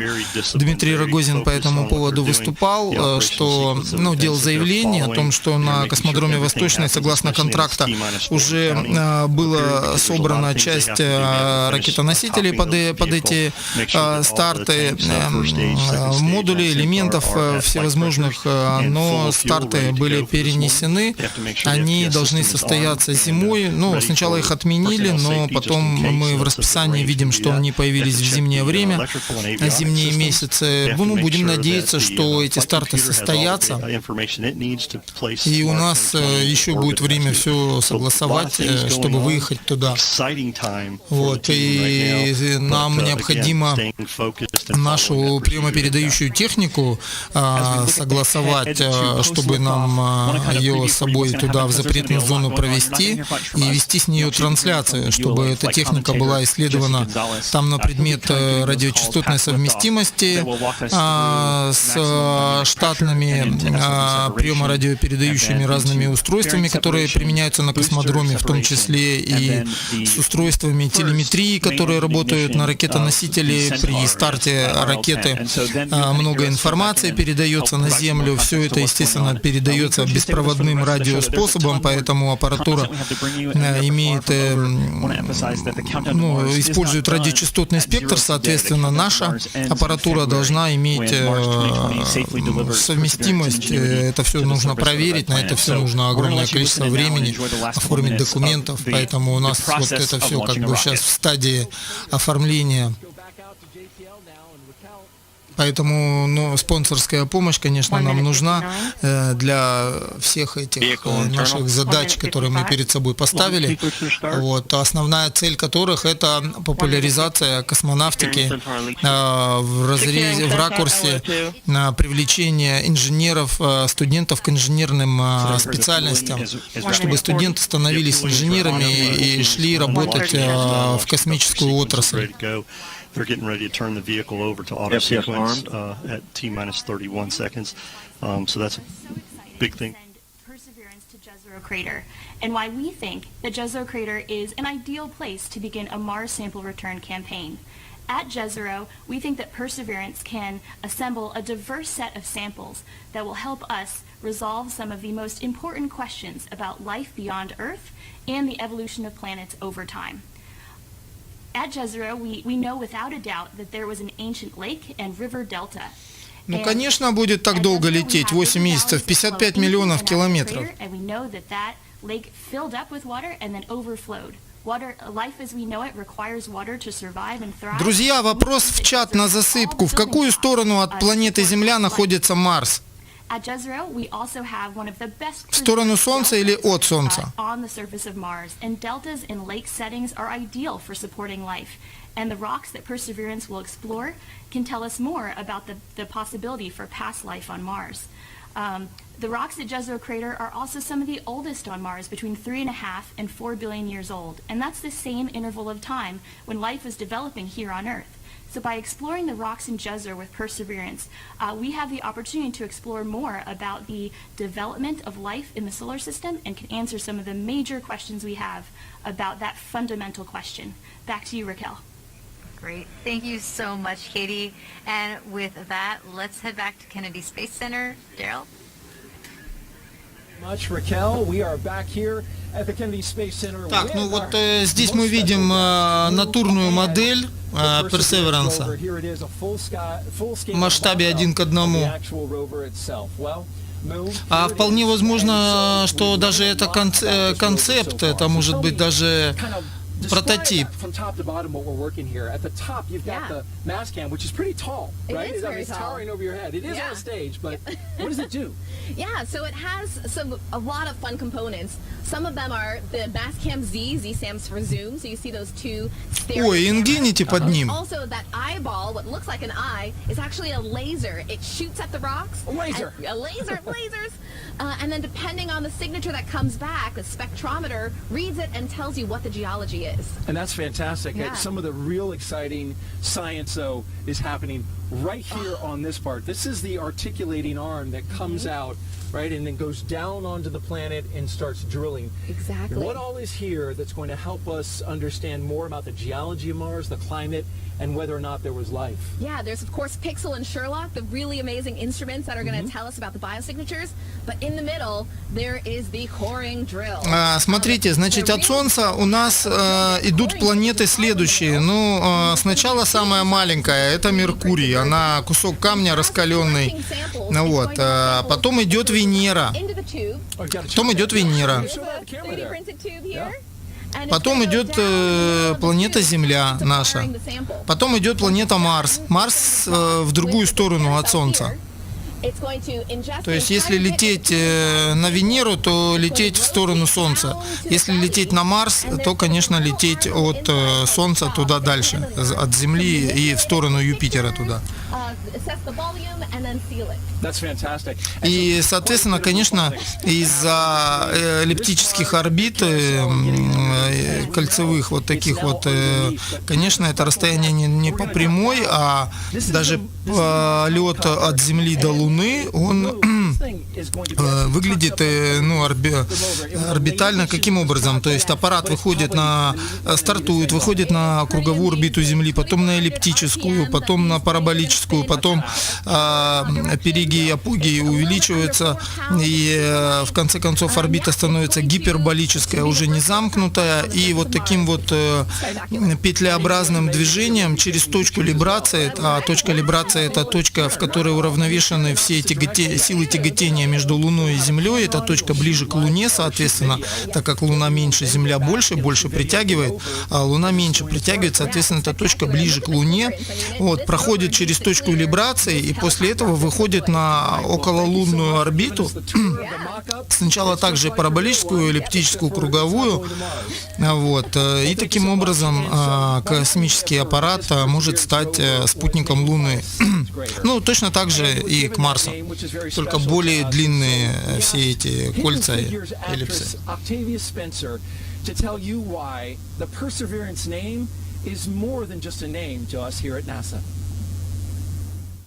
We are a species of explorers, believers. Так, мы сейчас посмотрим, если что-то интересное будет, то еще посмотрим, если нет, то будем заканчивать трансляцию, может быть, минут, сейчас еще 10-15 посмотрим, может быть, нам покажут какой-нибудь интересный тут видеофильм.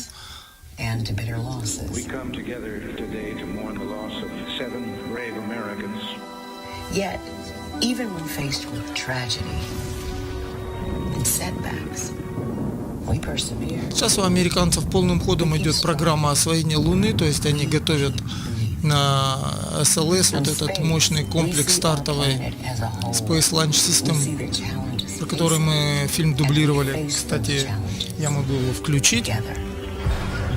Полет на Луну готовят на корабле «Орион». We refuse to accept the status quo. The time at hand is hard, but we will persevere. We can still draw. And we have good indication of Atlas Centaur separation. From space, from exploration. Вот мы как раз видим Боинг и Локхид Мартин, корабль «Орион». Curiosity. Вот этот парнишка Алекс Матер, который дал название этому Perseverance.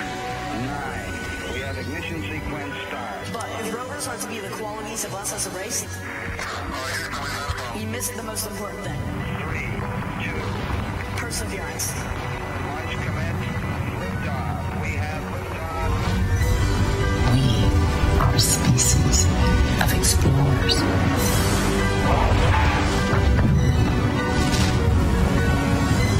We will meet many obstacles on our way to Mars. But as humans, will not give up.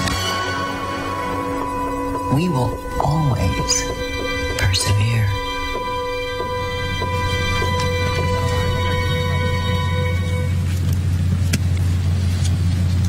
Our collective perseverance is what has gotten us to this day, and now Mars 2020 is on its 7-month journey to Mars with an anticipated landing date of Perseverance on February 18, 2021. Now we are joined by Dr. Thomas Zerbuchen, Associate Administrator for Science at NASA. Dr. Z, thank you so much for coming over here. God, I'm so glad I'm here, and I'm so relieved. We have a space mission. We're in touch with the spacecraft, you know, and everything is nominal. We're waiting, of course, for the second burn, but not quite there, but we're really close. Yes. So can you tell us what makes going to Mars incredibly hard? So there's really two pieces that make it hard. The first one is what we're doing today, which is you really need to head in the right direction. Yeah. So take it off the Earth and have a lot of energy and head exactly in the right direction, because what you want to make sure is in February when Mars comes, you want to be right there so you can get captured. The second one, which is the one that's going to make us nervous in February, is to entry, descend, and land. You know, so the Mars atmosphere is almost the worst of all worlds. If it was really thick, you could do what we're doing on Earth, which is go in and with parachute. Yeah. If there was none of them there, you could do, you know, what we do at the Moon. When in Mars, you have to do both on top of each other, which makes it 10 times harder than any of the other two, and so that's what makes it so hard. Wow. You've devoted much of your life to science, and I know you were asked the other day during a news conference, why another rover, and you gave a pretty impassioned response. So that time why is this correct. rover? As I'm watching Josh do the calculations on his finger there. Get my advocates out. Right. No, so there's a lot to come ahead. One of the things coming up in just a few seconds. 5 minutes, 30 seconds. OS, NSC. Go, NSC. Spacecraft on internal power and timer set for T0 of 1150 Zulu. Roger. OS, start list data capture. Roger. Fantastic. All steps are complete prior to terminal count. LC switch is ready. Awesome. So things are really starting to pick up here. You're going to hear more and more chatter on those nets there. That call was to say that Perseverance is powered and ready to go, which is a phenomenal call. Yeah, a couple things happened during that time, right? Is launch conductor, ULA's launch conductor, Scott Barney, pulled the whole ULA team. They were all go. We got to hear the third of our 5 teams. The third of our 5 teams. We got to hear the end of that where the range was clear to proceed. And ULA's launch director, Bill Collins, Ingenuity, вот этот вертолетик, конечно, он не термоядерный. Тут в таких размерах сделать термоядерный реактор, конечно, невозможно.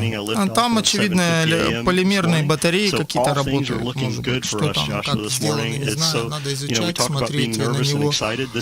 Мануал, PDF-ник, информация есть, можно почитать, перевести. To the liftoff this morning. We have about 15 seconds left in this hole before we pick up the count. Yeah, we're going to listen into that. The 5th team, the one we haven't mentioned yet, is the Department of Energy, who is responsible for the MMRTG, the power source for Perseverance. 3, 2, 1, mark. Awesome. So this is now the terminal countdown. This is that time when things become more and more automated over the next few minutes, and the energy's building, but the focus is increasing exponentially. Yeah, as Tori said during his interview, the teams are very disciplined, very focused on what they're doing, the operational sequence of events that they're following. They are making sure everything happens. Humanity's first round trip to another planet, and that's what makes it different. We've got more with the launch operation to go, but real quick, how'd you feel about that launch? Oh, I loved it. It's like punching a hole in the sky, right? Yeah. It's really getting off the cosmic shore, our Earth, into wading out there into the cosmic ocean. I just love it every time it gets me. All right, very good. Dr. Thomas Zurbuchen, thank you for joining us. We appreciate you being here to explain all the science and the excitement that's coming up. Thank you so much. Appreciate it. Now we've talked to scientists and engineers, and we have shared highlights of the mission and tech demonstrations that are central to the Perseverance rover. And folks, we have a lot more to share. Mars Perseverance has been flying in space for more than a half hour now. Let's check back in with Joshua and Mick to recap the flight so far and tell us what's coming up next. Hey, thanks, Moo. Yeah, as you're seeing on screen there, that is, again, the animation of the Centaur in motion around Earth, in orbit around Earth. And you can see there, like I mentioned, the animation being driven by real telemetry data. Mick, how is the report coming back from the first burn and then currently our coast phase? So we're hearing from Jesse Gonzalez and the engineering team is that everything so far has been nominal. Centaur's been performing well. All the settling firings have been going great, which is keeping the fuel that's still in the tank where it needs to be as we get ready to come up on main engine start 2 for that second burn, which is very important to get us our velocity and into that transfer orbit to Mars.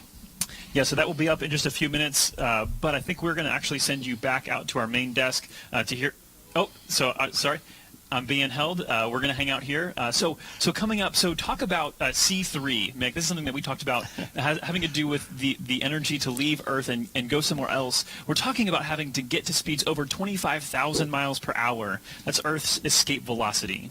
Yeah, so C3 is basically just the technical term that we use in the aerospace industry to refer to the velocity that we need to get the vehicle where it needs to be. So as you said, we got that little over 2 million pounds of thrust that we left Earth this morning with those mighty 4 solids on the Dominator. I still like that from Tori Bruno. I'm going to take that one from Tori.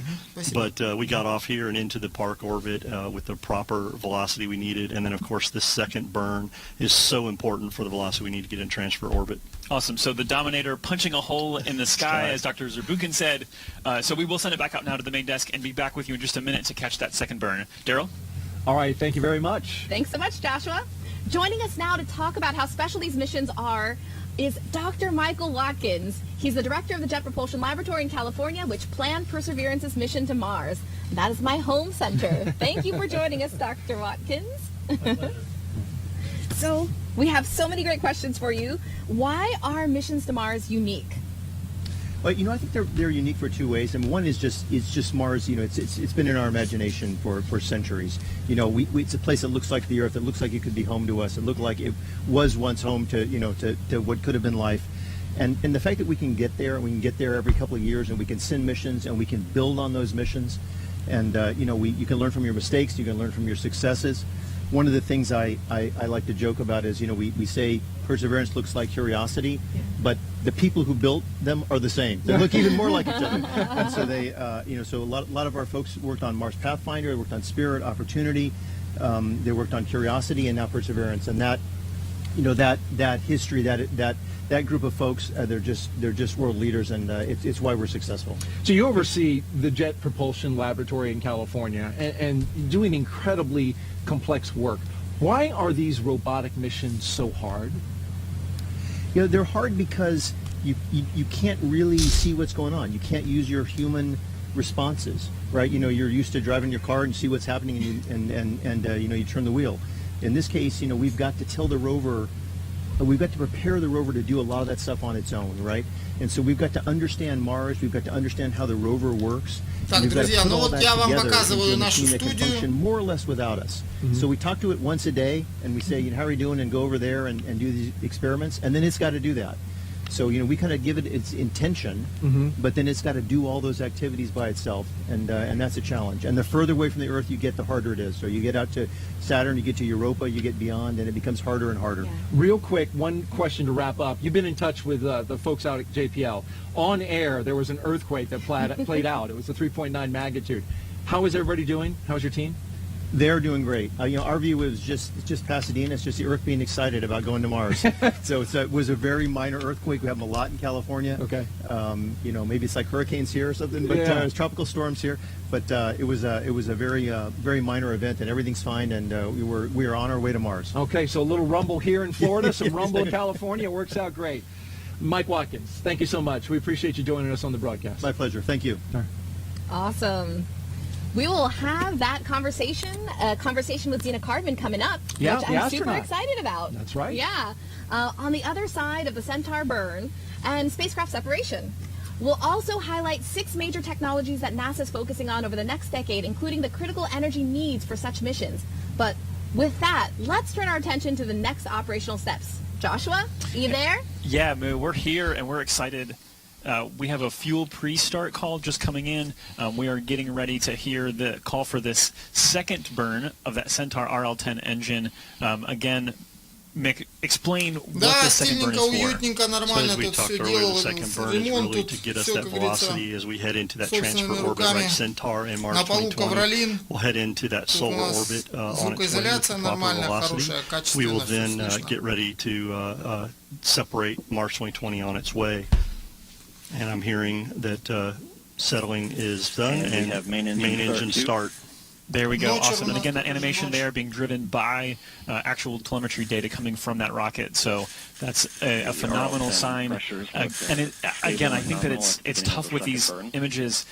Perspective and scale are so important. This vehicle is in Earth orbit. It's not near anything, so you can't see the acceleration of what's happening right now. But for 8 minutes, it's going to be picking up speed. Yeah, this is the burn that gets us really moving in the direction we need to go, that fast velocity that we need to get out of our park orbit and head on our way to Mars. Of course, Centaur and March 2020 are still together, and as we're hearing, everything is looking nominal on this fire so far. The main engine start was good, and the firing is going well, nominal, as we see in the animation there. Fantastic. So this is rocket science, and it's not easy. We actually want to bring in now, we have a special guest. This is Dr. Denton Gibson, excuse me. Yes. He is a rocket scientist. His official title is Senior Vehicle Systems Engineer. Denton, how are you doing? I'm doing well. Thanks for having me. Yeah, did you enjoy that? Obviously, you got to kind of spectate. A lot of days, you guys sitting on console, you have to kind of focus on your computer, but you got to see this one today. Oh, yes, and it was a beautiful launch today. Yeah, nice sunrise. Hey, tell us about your role with LSP. I was not making up things when I said you're a rocket scientist, but what exactly do you do? So as our role in LSP, as a vehicle system engineer, we are the engineering team lead for a lot of the rockets that we launch our science missions on. And we are responsible for the oversight and insight into these launch vehicles for the NASA. That's awesome. And I know in the past you've supported a variety of vehicles. Tell us a little bit about the vehicles that you have supported and the ones you're focused on today. Примерно 7-8 месяцев. Где-то так, дней 200. Which was a long-time workhorse for our science missions, as well as the Pegasus and Taurus/Minotaur C. And right now I've been focused mainly on the Falcon 9 and Falcon Heavy. Yeah, awesome. So obviously not focused on the Atlas V, В феврале, где-то числа, вот, ну а когда они ориентируются? Числа 20 февраля, наверное, она должна уже приземлиться на Марс. The data for today is flowing, but I wanted to also ask you, is the process the same for all these vehicles? When we talk about the telemetry and these sort of processes of getting from Earth to Mars, does Falcon 9 experience translate to Atlas, or are they completely separate? So the overall process for many of these launch vehicles are the same, whereas you ship stages to the launch site and assemble the launch vehicles by stages. So in that sense, they're the same, but there's a lot of Так, а тем временем у нас разгонный блок включился. Набираем высоту и удаляемся от Земли. He talks about the different vehicles he's worked on, but Denton is one of my senior vehicle engineers in LSP, and so although he's not totally supporting Atlas V today, he does have experience with Atlas V, and as he said, things are very similar. So using his experience, we're able to train and bring on new generation of engineers, and Denton's been a huge part of that to allow us to grow our bench, if you will, to start working commercial partners. Yeah, awesome. So Denton, tell us a little bit about 7,500 километров, друзья, в Апоге уже высота у ракеты. Into solar orbit. Скажем так, уже у космического аппарата. It's a lot of analysis work done by our analysis teams. I mean, it's months and months of analyses that are performed based on the orbit insertion, the performance of the launch vehicle. A lot of modeling and simulations is done to be able to get to this point to where we can transfer from 10 тысяч километров. Solar orbit. Awesome. And obviously you're a rocket scientist. That's for a lot of people. That's Напомню, что геостационарные спутники находятся на удалении от Земли 36 тысяч километров. То есть уже треть пути до геостационара он преодолел. So, going from here, one of the coolest things about this job of working in the launch services program is working the launch, right? I mean, who doesn't love a launch, and who doesn't love working launches? Yeah, we love them. We love them. Excitement this morning, right, Denton? We got to see that's what it's all about. Of course. So, one of the ideal jobs would be a launch director, because you get to work all the launches. I mean, how cool is that? Да, ведущий у нас в маске такой вид у него. Is it right to say you call the shots, or is it that the buck stops with you, or how would you say that? I'd say the buck stops with the launch manager. As today we talked, right? Omar Baez is our launch manager for March 2020. Так, ну, друзья, смотрите, по факту, да, что мы видим, значит, один из ведущих у нас это включение с... Denton's definitely looking at that next step, so I guess we need to give Omar and his assistant launch manager Tim Dunn a heads up. Центр управления в НАСА. Awesome. Well, Dr. Gibson, before we let you go, give us a real quick snapshot. I know you have a mission coming up later this year. What are you working on? Там же центр управления... Crew 1 launch coming up, so we're helping commercial crew out with that one, as well as департамент, который у них межпланетными занимается автоматическими станциями, там же у них свой центр управления полетами. Dr. Gibson, appreciate you. Thanks. And I want to take a special moment on the commercial crew note to comment. We've got a big day coming up. Yes. Pending weather. There's a tropical system that might kind of get in the mix here, but we have a tropical system that could create some problems. Otherwise, we've got Bob and Doug from Demo 2. They're coming home on August 2nd. 35 тысяч километров он уже набрал. 36. Ох, как скорость растет и высота. VSE, along with a few others that are in the group that worked that mission with the commercial crew program. And so it's really important for us to be able to support other programs within the agency to make these things happen. As we launch Mars 2020 today, which is another step for us getting humans to Mars, right, is getting humans launched off of Earth soil was a huge step for off of American soil. Yes, was a huge step for us. Yeah, and so talk about that really briefly with LSP. Obviously, Denton there, appreciate him and his contribution, and you working towards commercial crew, but also supporting Artemis, which is also part of that path of getting humans to Mars someday. Artemis is about learning to live on the moon to sustain a presence there with the eyes on Mars. So how is LSP supporting even Artemis? Yeah, one of the things there is the Gateway program, right? Deep Space Logistics that is working a lot of that. And so LSP is in the works of supporting Gateway and helping them work with the commercial partners that are providing the rockets for those kind of missions that are out there and future things. One of the cool things about working with the Launch Services Program is that we work with all of our commercial partners, SpaceX, United Launch Alliance, Northrop Grumman Space Systems, and of course some up-and-comings. You may have heard some, right? Like Blue Origin. Yeah. It's definitely a growing field in the aerospace industry, and LSP takes pride in working with those commercial partners to figure out what we can do for NASA and the country. Awesome. Yeah, it is an exciting time for spaceflight. The commercial spaceflight industry is booming. There's always new things happening. If you keep an eye on the news, you will see new things. We're getting word now that the engine cutoff here should be happening momentarily. Once we see that happen, we'll have roughly, I believe it's 5 minutes until we actually see the spacecraft separation occur. So we're going to stay with you through that, but want to kind of just preview that for you, that hopefully on screen here you should be seeing that engine cut off, and that's completely expected. That's a nominal operation, as you say, Nick. Operation. We'll hear from Jesse Gonzalez, who's looking at the launch vehicle telemetry and watching the animation there. So let's listen in for Jesse here. And there's the call, and there's the animation again, modified based on data. Let's talk about communication for a minute, Nick, because там были не кружочки со скоростью и данными высоты, а там была строка, которая менялась, но, очевидно, они ее убрали, потому что слишком, по-моему, показания немножко начали врать, и они их убрали. Там до 100 тысяч километров еще вроде бы более-менее, но потом что-то он так сильно стал показывать 200, 300, 400, 500 тысяч километров, почти под миллион, а учитывая, что до Марса 55 миллионов, это с такой скоростью он уже завтра должен был быть уже на Марсе, поэтому его выключили, этот счетчик. So getting off the ground today was great because we could deconflict some of that TDRS usage, right? But TDRS is very important for us to be able to get the telemetry from the launch vehicle back down to Earth here. And then, of course, when Mars is on its way to Mars, then the JPL team will take advantage of NASA's Deep Space Network, which has been around for a long time, to be able to transmit commands and data back and forth to the Mars 2020.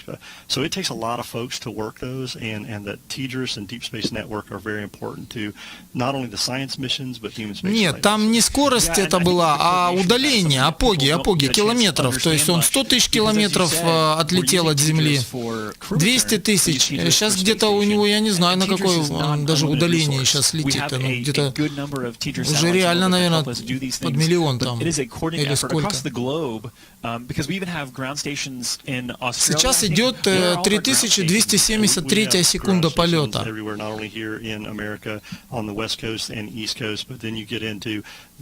South Africa area, Australia, you said, we have several ground stations that catch up. Чисто теоретически, конечно, можно посчитать, на каком он сейчас находится удаление от Земли. Грубо говоря, 3300 секунд при 10 километрах в секунду.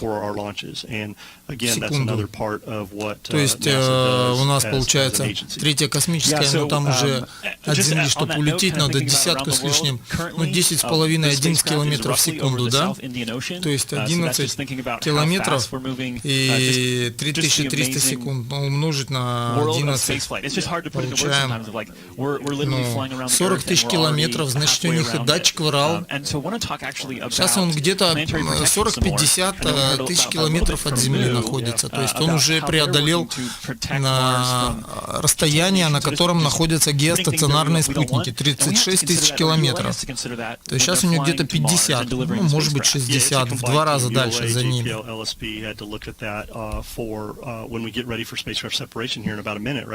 One of the things we talked earlier is that Centaur and Mars 2020 are on the same path towards Mars right now. So once we separate, Centaur will do a CCAM maneuver, what we call a contamination and control avoidance maneuver, and then blow down what's left of propellants in its tank.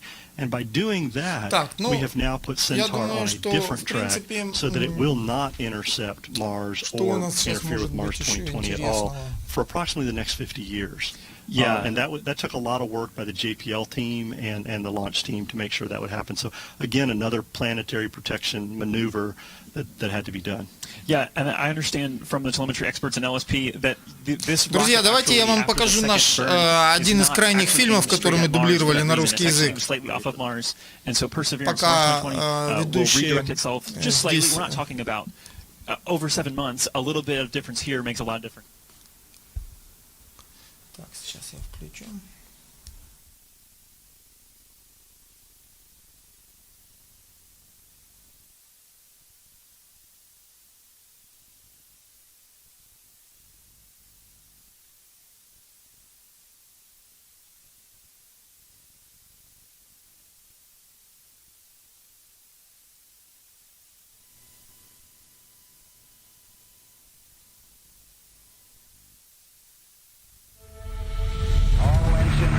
$50 лет назад мы впервые проложили путь на Луну.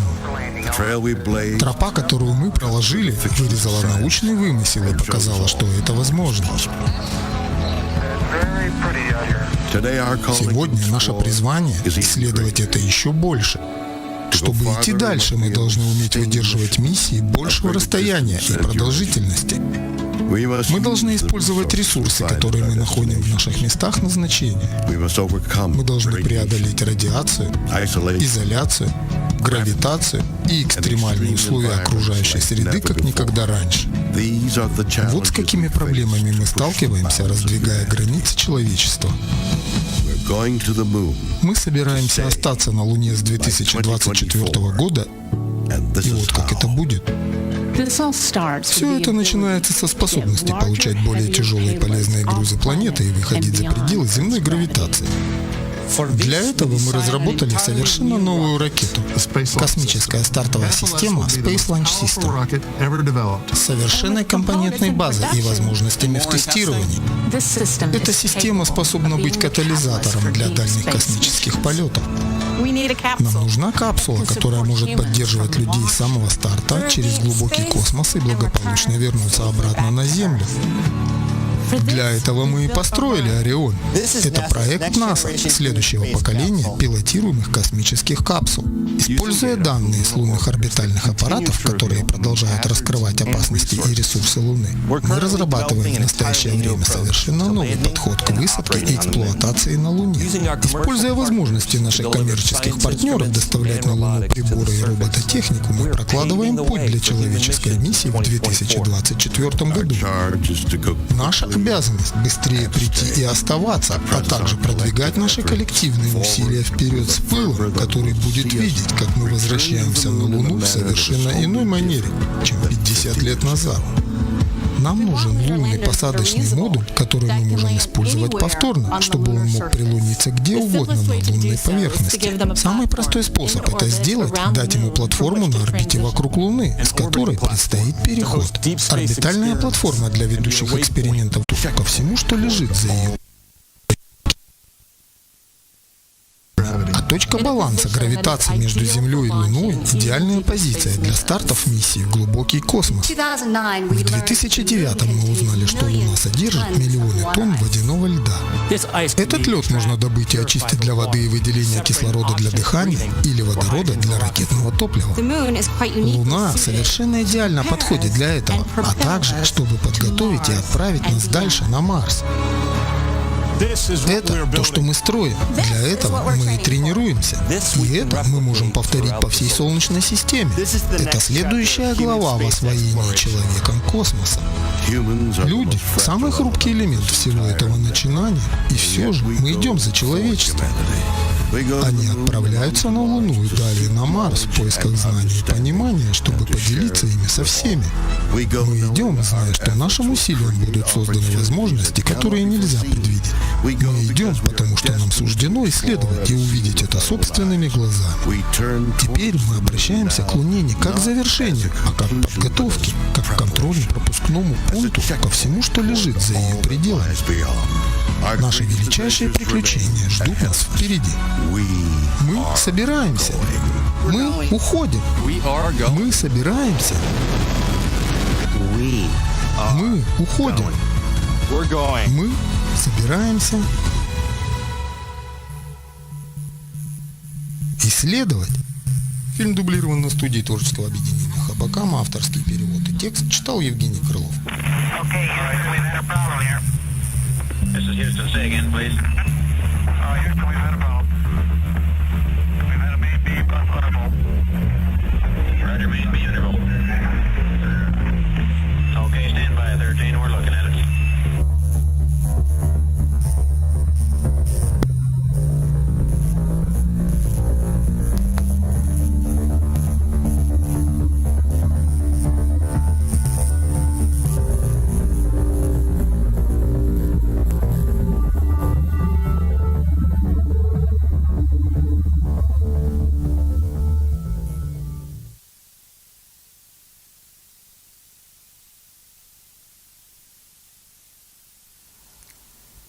Друзья, ну вот это был крайний фильм, который мы дублировали. Это я дублировал на русский язык, и надеюсь, вам понравилось.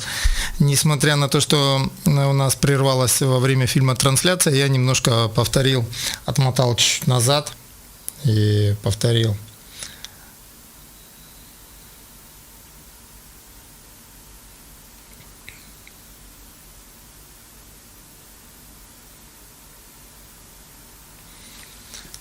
Так, ну а мы будем заканчивать нашу трансляцию.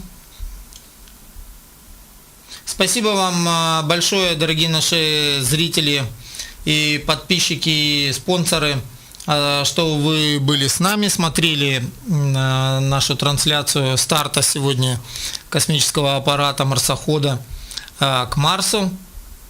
Ракета-носитель у нас Атлас 5, марсоход Perseverance и вертолетный дрон Ingenuity, что в переводе означает «настойчивость».